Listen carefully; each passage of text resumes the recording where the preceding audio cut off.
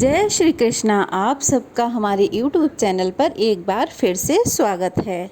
इससे पहले के अध्याय में आपने सुना था पौलस्य, ऋणमोचन और अग्नि नाम के तीर्थों के बारे में। आज के अध्याय में आप सुनेंगे सुपर्णा संगम, पुरुरावस तीर्थ, पंच तीर्थ, समी तीर्थ, सोम आदि तीर्थ तथा वृद्धा संगम तीर्थ की महिमा का वर्णन किया गया है।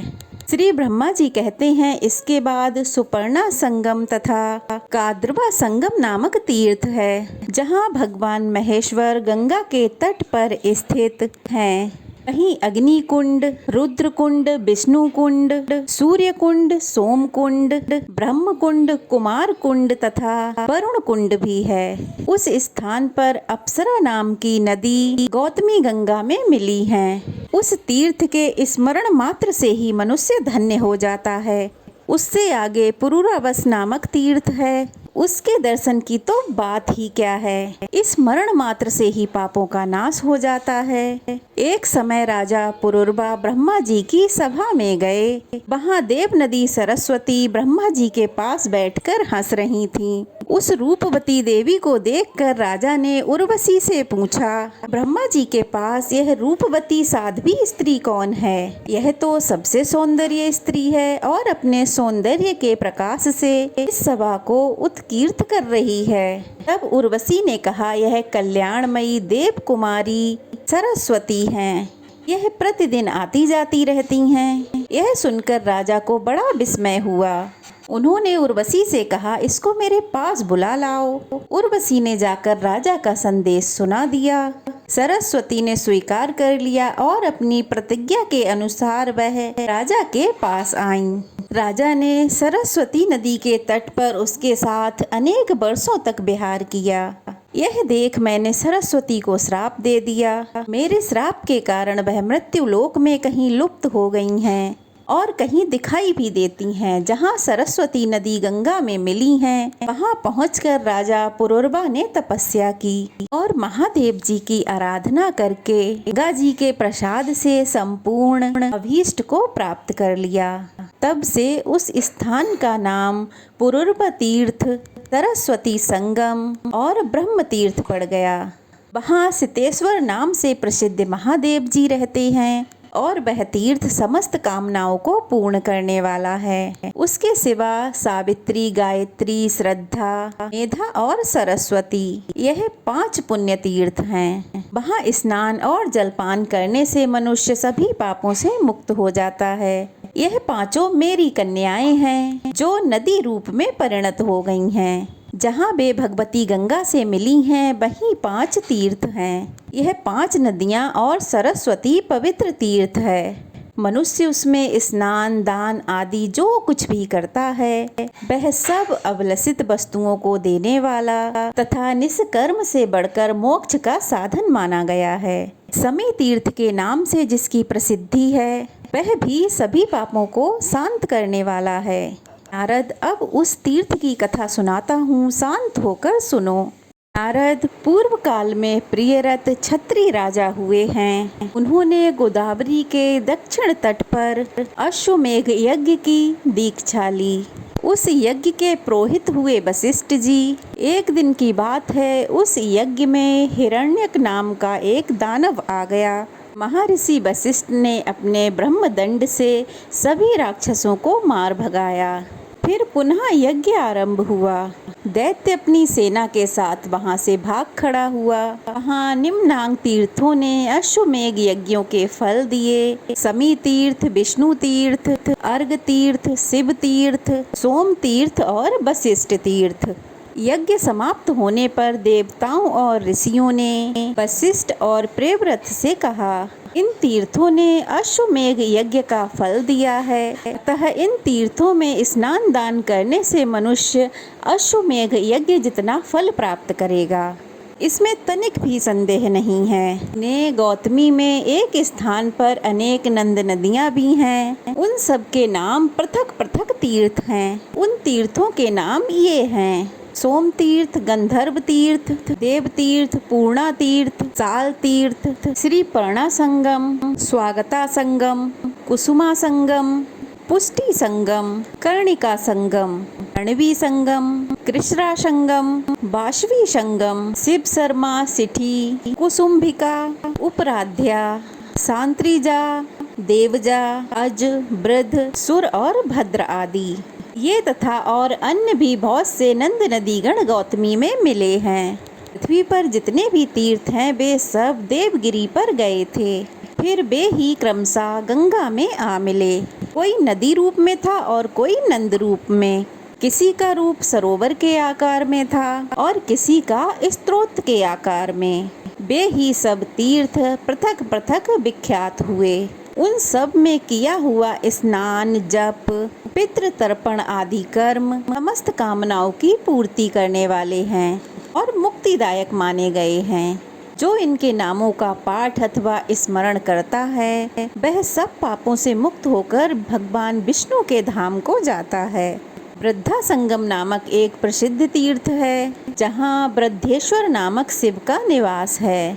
उस तीर्थ की कथा सभी पापों का नाश करने वाली है। अब उस तीर्थ की कथा भी सुनो। पूर्व काल में एक महातपस्वी मुनि थे। उनका नाम था वृद्ध गौतम। वह जब बालक थे तब किसी प्रकार से पिता ने उनका यज्ञोपवीत मात्र कर दिया। इसके बाद वे बाहर भ्रमण करने को चले गए। उन्हें केवल गायत्री मंत्र याद था। वे वेदों का अध्ययन तथा शास्त्रों का अध्ययन नहीं कर सके क्योंकि वे केवल गायत्री का ही जप और अग्निहोत्र नियम पूर्वक कर लिया करते थे। इतने से ही उनका ब्राह्मणत्व सुरक्षित था। विधि पूर्वक अग्नि की उपासना और गायत्री मंत्र जप करने से उनकी आयु बहुत बढ़ गई थी और यूं ही उनकी अवस्था अधिक हो चुकी थी, किंतु उनका विवाह नहीं हो सका था। कोई उन्हें कन्या देने वाला मिला ही नहीं। गौतम भिन्न भिन्न तीर्थों, वनों और आश्रमों में भ्रमण करते रहे। घूमते घूमते शीतगिरी पर चले गए और वहीं रहने लगे। वहाँ उन्होंने एक रमणीक गुफा देखी जो लताओं और वृक्षों से घिरी हुई थी। उसमें एक अत्यंत दुर्लभ वृद्धा तपस्विनी रहती थी। उसके सभी अंग शिथिल हो गए थे। वह बीतराका ब्रह्मचारिणी थी और एकांत में रहा करती थी। उसे देख मुनि श्रेष्ठ गौतम नमस्कार करने के लिए खड़े हुए।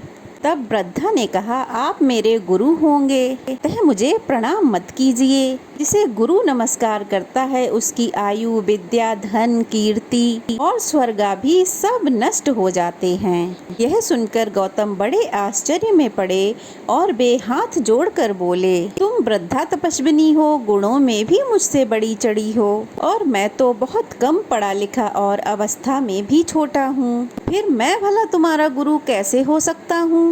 तब वृद्धा ने कहा, अस्ति चेषण के प्रिय पुत्र ऋतुध्वष्टि वे बड़े ही गुणवान, बुद्धिमान, शूरवीर तथा क्षत्रिय धर्म में तत्पर रहने वाले थे।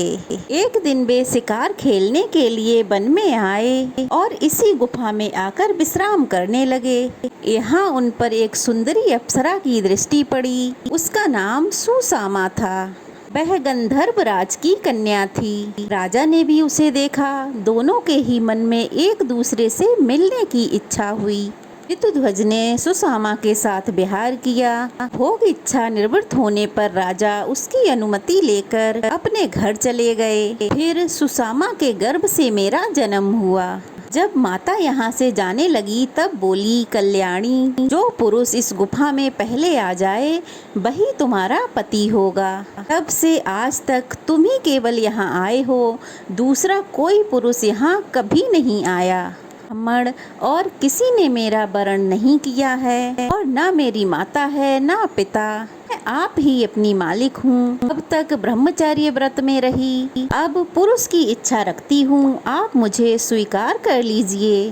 गौतम बोले, हे भद्रे, मेरी अवस्था तो अभी 1000 वर्ष की ही है और तुम 90,000 वर्ष की हो गई हो। मैं बालक और तुम वृद्धा, यह संबंध योग नहीं जान पड़ता। वृद्धा कहने लगी, पूर्व काल में आप ही मेरे पति नियत कर दिए गए हैं। अब दूसरा कोई भी मेरा पति नहीं हो सकता। और विधाता ने आपको मुझे दिया है, अतः अब आप मुझे अस्वीकार मत कीजिए। मुझ में कोई दोष नहीं है और मैं आप में भक्ति रखती हूँ। तब भी यदि आप मुझे स्वीकार करना नहीं चाहते तो आपके देखते देखते मैं अभी अपने प्राण त्याग दूंगी। यदि अभीष्ट वस्तु की प्राप्ति ना हो तो प्राणियों के लिए मर जाना ही अच्छा है। प्रेमी जन के परित्याग से जो पातक लगता है इसका कोई अंत नहीं। वृद्धा की बात सुनकर गौतम कहने लगे, मुझ में ना कोई तपस्या है ना विद्या है। मैं पुरु और निर्धन हूँ, अतः तुम्हारे लिए योग्य वर भी नहीं हो सकता। पहले सुंदर रूप और उत्तम विद्या की प्राप्ति करके फिर तुम्हारी बात मुझे माननी चाहिए। वृद्धा ने कहा, ब्राह्मण, मैंने अपनी तपस्या से सरस्वती देवी को प्रसन्न किया है, साथ ही रूप देने वाले अग्नि भी मुझ पर प्रसन्न हैं। अतः बाघेश्वरी देवी आपको विद्या देंगी और रूपवान अग्निदेव रूप दे देंगे। ऐसा कहकर वृद्धा ने सरस्वती और अग्नि की प्रार्थना करके गौतम को विद्यावान और रूपवान बना दिया। तब बड़ी ही प्रसन्नता के साथ उन्होंने वृद्धा को अपनी पत्नी बनाया और कितने ही वर्षों तक उसके साथ विहार किया। एक दिन वशिष्ठ और वामदेव आदि ऋषि अनेक तीर्थों में भ्रमण करते हुए उस गुफा में आए। गौतम और उनकी पत्नी ने उस गुफा में आए हुए ऋषि मुनियों का स्वागत सत्कार किया। उनमें से कुछ लोगों ने गौतम का उपहास करते हुए पूछा, बूढ़ी माँ, यह तो बताओ, यह गौतम तुम्हारे पुत्र लगते हैं या पोते? कल्याणी, सच सच बताना। वृद्ध पुरुष के लिए युवती स्त्री विष के समान है और वृद्धा स्त्री के लिए युवा पुरुष अमृत के समान।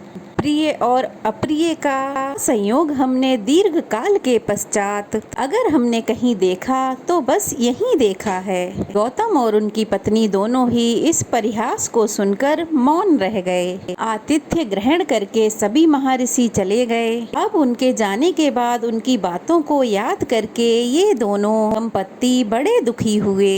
एक दिन स्त्री सहित गौतम ने मुनिवर अगस्त्य जी से पूछा, मुनिवर, कौन सा देश या तीर्थ ऐसा है जहाँ जाने से कल्याण की प्राप्ति हो सकती है? तब मुनिवर अगस्त्य ने कहा, हे ब्राह्मण, मैंने मुनियों के मुख से सुना है गोदावरी नदी में स्नान करने से सभी कामनाएं पूर्ण हो जाती हैं। अगस्त्य मुनि की बात सुनकर गौतम उस वृद्धा के साथ गोदावरी के तट पर गए और कठोर तपस्या करने लगे। उन्होंने भगवान शंकर और विष्णु का स्तवन किया तथा पत्नी के लिए गंगा जी को भी संतुष्ट किया। गौतम ऋषि बोले, हे शिव, जिनका हृदय व्यथित है ऐसे पुरुषों के लिए संसार में पार्वती सहित आप ही शरण हैं। ठीक वैसे ही जिस प्रकार मरुभूमि के पथिकों के लिए वृक्ष ही आश्रय होता है, भगवान कृष्ण आप ही छोटे बड़े सब प्रकार के भूतों के पापों का सर्वथा निवारण करने वाले हैं। जैसे सूखती हुई खेती को मेघ ही सींच कर हरा भरा करते हैं, सुधामयी तरंगों से सुशोभित हे गौतमी, तुम वैकुंठ रूपी द्वर्ग में पहुंचने के लिए सीढ़ी हो। हम अधोगति में पड़कर संतप्त हो रहे हैं, आते तुम हमारे लिए शरण हो जाओ। सबको शरण देने वाली गौतमी गंगा गौतम के इस स्त्रोत से प्रसन्न हो गईं और बोली, ब्राह्मण, तुम मंत्र पढ़ते हुए मेरे जल से अपनी पत्नी का अभिषेक करो, इससे यह रूपवती हो जाएंगी। इसके सभी अंग मनोहर होंगे, नेत्रों में भी सुंदरता आ जाएगी तथा ये सभी प्रकार के शुभ लक्षणों से शोभा पाने लगेंगी। गंगा जी के आदेश से दोनों ने ऐसा ही किया। अतः उनकी कृपा से दोनों पति पत्नी सुंदर रूप वाले हो गए। उनके अभिषेक का जो जल था वह नदी रूप में परिणत हो गया। वृद्धा नाम से ही उस नदी की ख्याति हुई। गौतम ने जो शिवलिंग की स्थापना की वह भी वृद्धा के ही नाम पर वृद्धेश्वर कहलाया। वहीं मुनि श्रेष्ठ गौतम ने वृद्धा के साथ पूर्ण आनंद भी प्राप्त किया। तब से उस तीर्थ का नाम वृद्धा संगम हो गया और वहाँ किया हुआ स्नान और दान सभी मनोरथों को सिद्ध करने वाला है। जय श्री कृष्णा। आज की कथा यहीं समाप्त हुई। उम्मीद करती हूँ वीडियो आपको अवश्य ही पसंद आई होगी। तो अगर पसंद आई हो तो वीडियो को लाइक कीजिए, कमेंट कीजिए और अगर नए हैं तो प्लीज़ चैनल को सब्सक्राइब कीजिए और वीडियो को ज़्यादा से ज़्यादा शेयर कीजिए। तो चलिए फिर मिलते हैं एक नई कथा के साथ। तब तक के लिए जय श्री कृष्णा।